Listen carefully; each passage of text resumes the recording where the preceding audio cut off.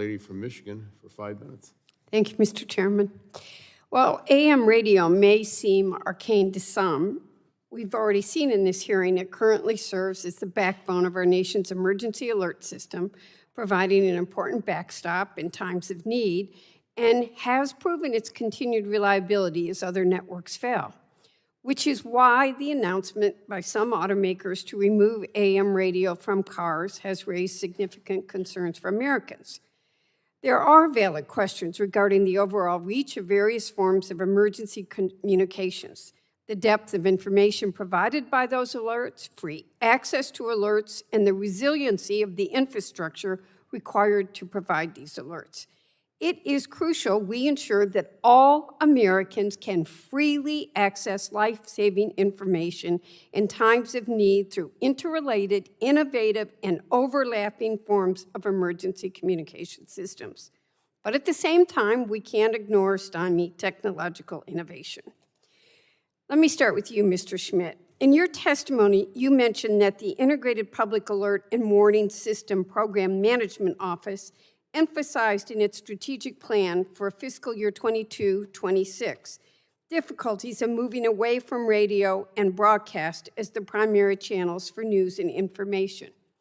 In your estimation, if we had an emergency right now, during this very hearing, would you say that the current IPAWS system is fully equipped to serve and reach every American in times of emergency without assistance from AM radio? Yes or no?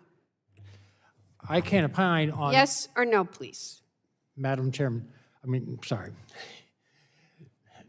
Congresswoman Dingell, no, I do not have the ability to answer that question because I am not FEMA. I am not the government. I am not the one that developed the program.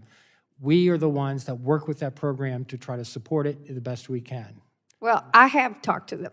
And the fact of the matter is, based on my conversations, that we are not currently adequately prepared to reach all Americans in the event of a disaster without the assistance of AM radio services as a backdrop.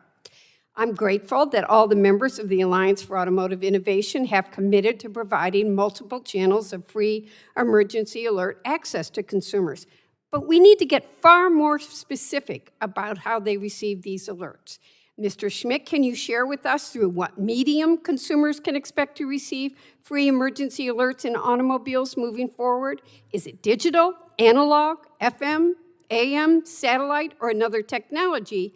And are the companies approaching the issue differently? Thank you for the question. Yes, with respect to free, that varies between mediums and even within mediums. So I can't comment. So that's a very basic question. However, what I will say is there are certainly, for example, satellite, where satellite has their free Barker channel, which is always there and runs and is without subscription. And there are a lot of the analog C and other mechanisms which are free as well.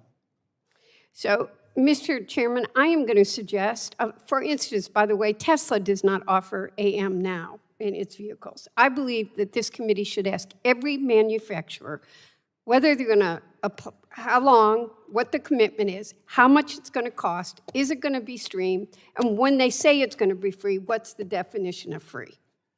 Now, Mr. Schmidt, how have your member companies also ensured that this medium remains resilient in times of crisis or when wireless network outages occur?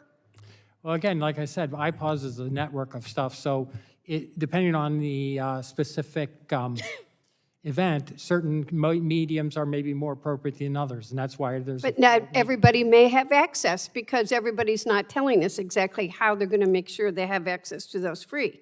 Mr. Schmidt, will these emergency alert services come standard in all new vehicles? Is this commitment the same across all member companies, or will there be differences in terms of what emergency communication services they will receive in their new vehicles?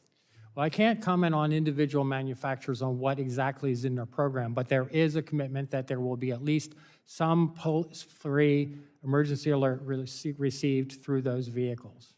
But we don't know whether it's going to be ongoing. I'm going to clearly say consumers should not bear the cost of receiving life-saving emergency information, period. I think it's important that every member company you represent be unambiguously clear about how consumers will receive these alerts free of charge and standard in new vehicles. I have other questions I'd like to submit for the record, Mr. Chairman, and I yield back. Thank you. The gentlelady yields back. The chair now